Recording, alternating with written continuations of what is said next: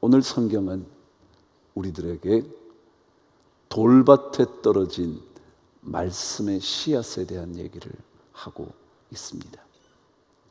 돌밭이라는 단어에 앞서 오늘 5절 말씀에는 이렇게 기록되어 있습니다. 더러는 흙이 얕은 돌밭이다 그랬습니다. 돌밭을 어떻게 설명하고 있느냐 하면 흙이 얕은 돌밭이라 그랬습니다.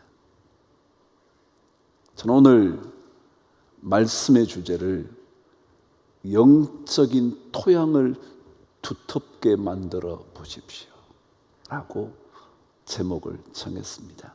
영적인 토양을 두텁게. 왜냐하면 얕은 흙을 가진 그 땅은 그 마음의 밭은 열매를 맺지 못하기 때문에 그렇다는 거죠. 신앙생활은 여러분과 저의 영적인 삶은 쌓아가는 삶입니다. 한두 번의 훈련으로 끝날 수 없습니다. 끊임없이 그 영적인 토양을 차근차근 두텁게 북돋아 줄 때만 그 삶을 통하여 영적인 결실이 이루어지기 시작합니다. 삶 속에 토양이 얕으면 품을 수가 없습니다. 하나님의 말씀을 품을 수 있는 토양이 없으면 말씀이 뿌려져도 열매나 결실을 얻어낼 수 없다고 말합니다. 그래서 여러분과 제가 또 이 아침에 또 한 주간 또 주일을 맞으면서 말씀 앞에 엎드리는 이유죠. 왜냐하면 영적인 흙이 얕아서는 결실할 수 있는 하나님의 말씀을 품어내어 싹을 낼 수 있는 그런 인생 될 수 없기 때문에 그렇죠. 3.1운동의 민족 대표 34민 중에 한 사람의 얘기를 한번 해볼까요? 남강 이승훈 선생님의 이야기입니다. 그는 1912년 독립만세운동이 있기 7년 전 105인 사건에 연루되어 그가 감옥 생활을 합니다. 그 감옥 생활을 그가 하고 난 다음 풀려난 이후에 그가 그런 고백을 합니다. 이후에 남은 삶은 그리스도를 위하여. 왜냐하면 그가 가추록됐거든요. 다시 말하면 추록을 할 수 없을 수도 있었는데 추록된 겁니다. 그래서 그가 나머지 인생을 하나님을 위하여 살아야지 그가 고백을 합니다. 자신에게 다시 한번 기회를 주신, 삶의 기회를 주신 주를 위하여 살겠다고 그가 고백을 합니다. 그래서 그가 1919년 3.1운동에 이 나라를 위한 목숨을 바치는 일이 그리스도를 위한 일이라 생각하고 그가 그 독립운동에 가담을 합니다. 당연히 체포되었고 당연히 수감 생활을 시작합니다. 민족 대표 33인 중에 가장 오랫동안 복역한 사람이 남강 이승훈 선생님입니다. 그가 3년 4개월의 감옥 생활을 하면서 그의 삶이 어떠했는지 역사적인 기록은 이렇게 남겨 놓았습니다. 그는 감옥 속에서 날마다 춤을 덩실덩실 춘 자족의 삶을 살아갔던, 그리고 그곳에서 날마다 아침 저녁 기도와 찬송과 말씀으로 은혜의 시간을 보내왔다.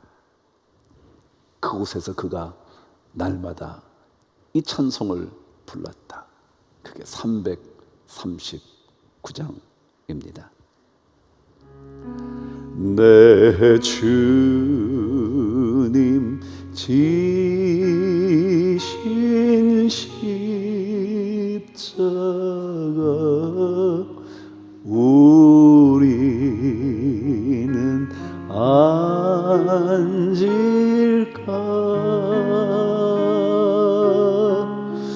네게 나 있는 십자가 내게도 있도다.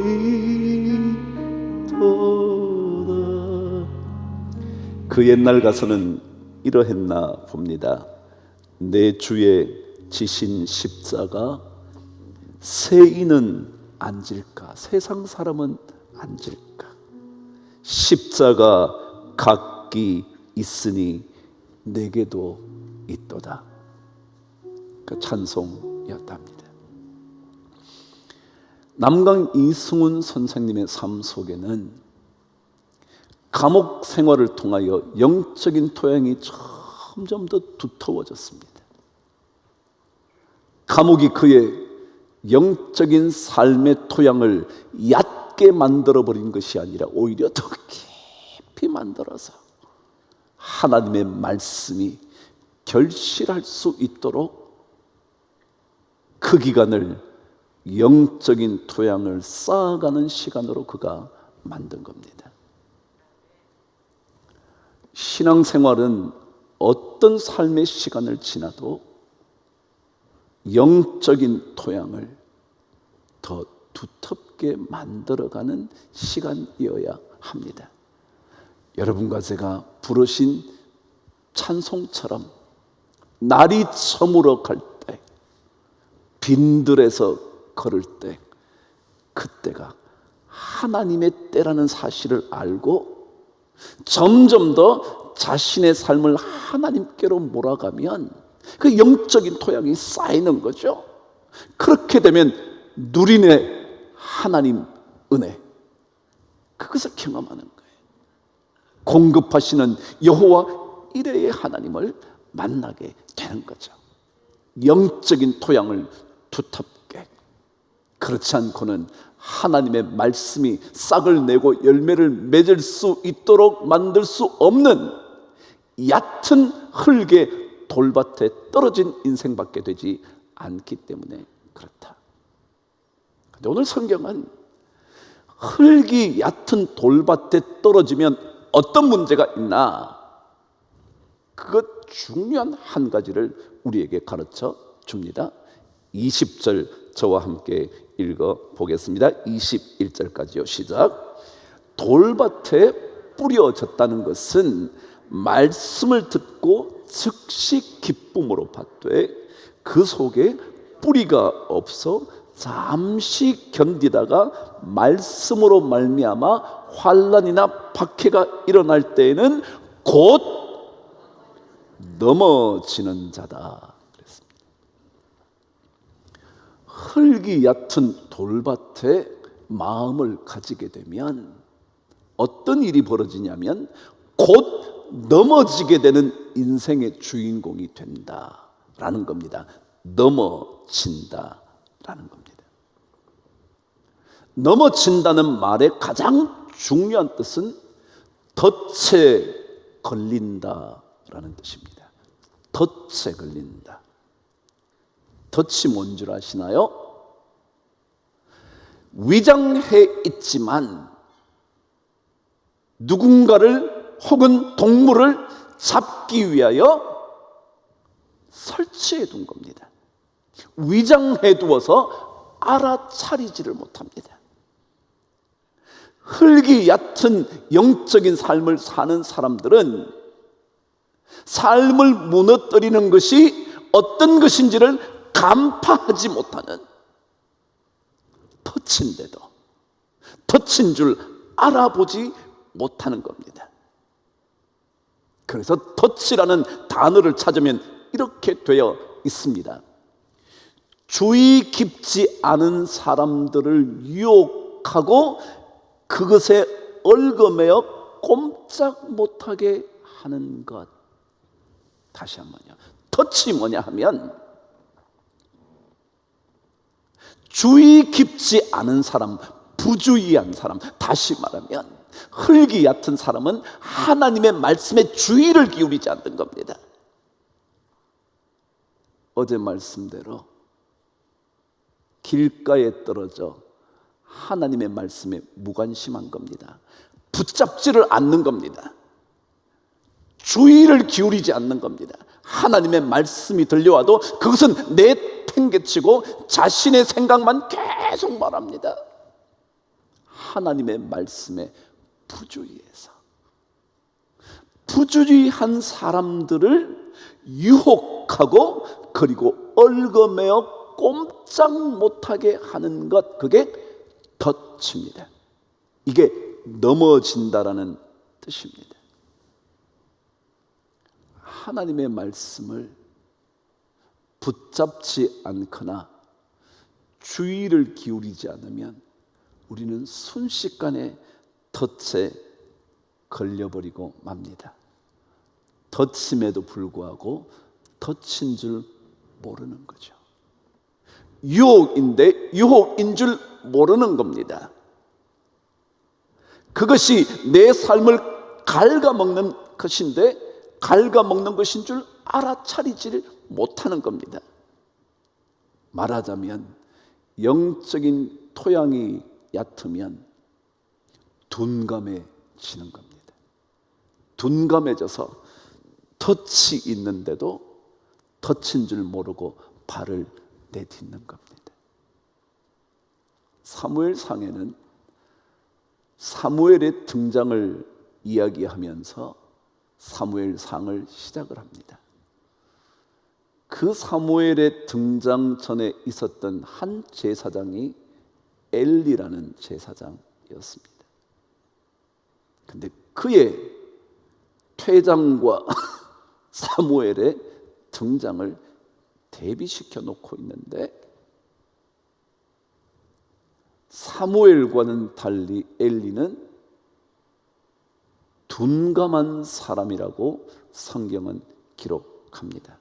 그가 하나님의 괴가 빼앗겼다는 소식을 듣고 그리고 그의 두 아들 홈니와 비나스가 죽임을 당했고 이스라엘 백성이 블레셋으로부터 공격을 받았다는 소식을 들었을 때 의자에 앉았다가 넘어져 죽어버렸다는 겁니다. 근데 성경은 이는 그가 늙었고 비대하였습니다. 비대한 게 뭐예요? 덩치가 커졌다는 거예요. 자기도 모르는 사이에 아무것도 느끼지 않게 돼버렸다는 둔감해진 거예요. 그 비대해졌다는 거예요. 전립선 비대증이 뭔지 아세요? 비대해졌다는, 둔감해진 겁니다. 그래서 작동을 못하는 겁니다. 영적인 토양이 낮다는 것, 그것은 바로 하나님의 말씀에 주의를 기울이지 않으면서 나도 모르게 자꾸 덫으로 향하여 가는 것, 그것이 넘어진다라는 첫 번째 뜻입니다. 근데 두 번째, 넘어진다라는 단어, 스칸달리조라는 이 헬라 단어의 두 번째 뜻은 참 독특합니다. 그게 뭐냐면 분노한다라는 것입니다. 여러분, 하나님의 말씀이요, 우리 안에 쌓여가지 않으면, 영적인 훈련이 쌓여가지 않으면 우리는 쉽게 분노합니다. 어려움만 닥치면 하나님께 화를 내는 겁니다. 조금만 힘든 시간이 오면 주변 사람을 막 괴롭게 하는 겁니다. 왜요? 넘어진다는 단어가 분노하게 만든다라는 단어거든요. 참 이상하죠? 좋은 시간대야 아무도 그런 내색을 보이는 사람이 없습니다. 그런데 조금만 힘들면 막 뭐라 그러는 거예요. 그게 바로 넘어진다라는 것입니다. 교회나 가정이나 자신의 삶 속에 어려움이 찾아오면 자기도 모르게 분노 폭발하는 겁니다. 왜냐하면 영적인 토양이 얕기 때문에 그렇습니다. 교회, 평안한 교회가 좋지 않나요? 근데 평안한 교회는요, 평안을 추구해서가 아니라 영적인 토양을 깊게 만들려고 하는 사람이 있어야 평안해집니다. 그 영적인 토양에 관심이 없으면 자기도 모르게 오늘 말씀했잖아요. 더러는 흙이 얕은 돌밭에 떨어지면 곧 넘어지게 된다. 교회는요, 결국 하나님의 말씀에 주의를 기울이는 사람들이 필요합니다. 일 열심히 하는 것 제가 늘 그러잖아요. 해야죠. 저는 열심히 일하지 않는 사람을 싫어하는 사람입니다. 그럼에도 불구하고 열심히 일하는 것보다 더 중요한 게 뭐냐면 하나님의 말씀에 주의를 기울이는 거예요. 왜냐하면 말씀에 부주의한 순간 우리는 덫에 걸려 넘어질 뿐만 아니라 나도 모르게 쉽게 분노하게 되기 때문에 그렇습니다. 그래서 교회는 분노하는 사람을 조심하셔야 합니다. 분노하는 것 하나님의 뜻을 이루지 못합니다. 기억하시나요? 주님의 마지막 삶의 시간쯤에 주님을 잡으러 왔던 로마 병정들을 향하여 예수님의 제자 중 하나인 베드로가 칼을 들어 귀를 자릅니다. 아시죠? 근데 주님 뭐라 그러셨습니까? 칼을 칼집에 도로 꽂으라. 칼을 들고 있으면 뭐 한다고요? 칼로 망한다고. 그럼 교회는 그런 곳이어야 합니다. 교회는 쉽게 분노하는 사람들이 모여서는 안 됩니다. 아니, 안 되는 것이 아니라 그것을 말씀으로 늘 우리를 절제해야 합니다. 그래야 교회가 결실하는 교회가 되는 거예요. 저는 좋은 일꾼들 다른 사람 아니에요. 영적인 훈련으로 영적인 토양을 잘 쌓아가는 사람들, 그 사람들이 진짜 하나님의 일꾼이어야 한다라는 것입니다. 그런데 제가 이 말씀을 계속 연구하면서 이 책을 보고 저 책을 보는데 세 번째, 넘어진다라는 단어의 뜻이 이것이더라고요. 그게 뭐냐 하면 믿음에 이르지 못한다 라는 것이었습니다. 그럼 영적인 훈련을 쌓지 못하면요, 여러분과 제가 믿음을 가지고 있는데 믿음에 이르지 못합니다.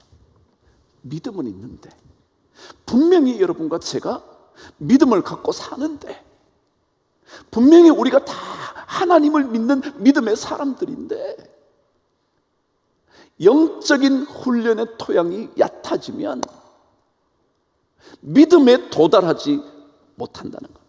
그래서 조금만 힘든 환난이나 박해가 찾아오기 시작하면 믿음을 저버리는 겁니다. 주님 뜻대로 살기로 했네.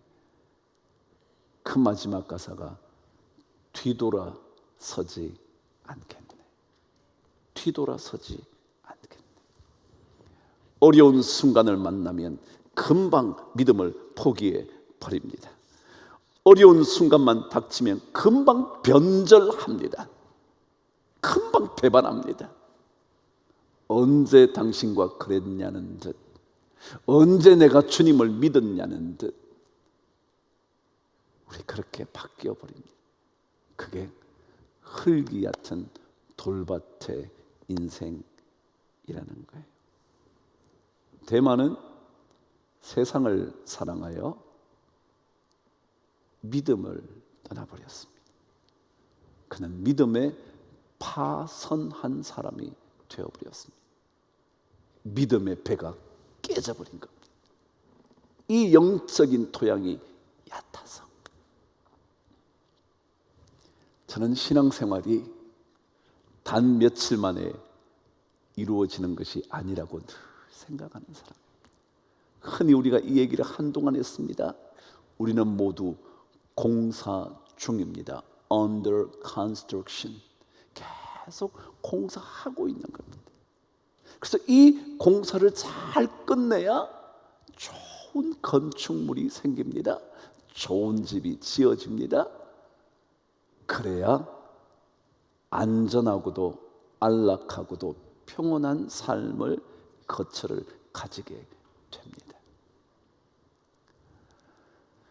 우리는 걸려 넘어지지 말아야 하거든요.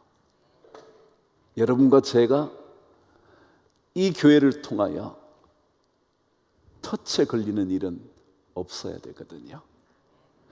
믿음을 저버리지는 말아야 되거든요. 이런 여러 일들을 거치면서 믿음에 이르지 못할까 봐 저 또한 늘 두려웠다 그러지 않았나요? 어려운 시간이 있었을 때 제 자녀들이 믿음을 저버릴까 봐 저는 노심초사했습니다. 하나님, 이 어린 자녀들이, 아니 물론 고등학교, 대학생인 그들이 이런 교회의 일들을 보면서 혹시라도 믿음을 떠나면 어떡하죠? 믿음을 떠나면 어떡하죠? 저는 그게 염려가 됐습니다.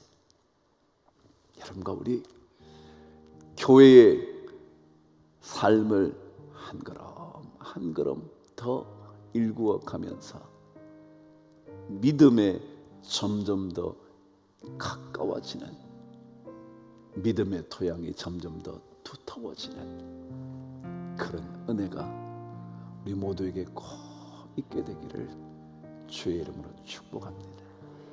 우리는 돌밭의 인생 되어서는 안 됩니다. 길가의 인생이 되지 말아야 하는 것뿐만 아니라 흙이 얕은 돌밭의 주인공은 벗어나야 할 겁니다. 한 걸음 더 주께로 가까이 가다가 빈들조차 하나님의 은혜를 경험할 수 있는 때인 것을 알고, 그때 오히려 여호와 이레의 하나님을 만나게 되는 그런 좋은 신앙인으로 우리 함께 잘 살아갈 수 있는 그 복을 우리가 다 누리게 되기를 축복합니다.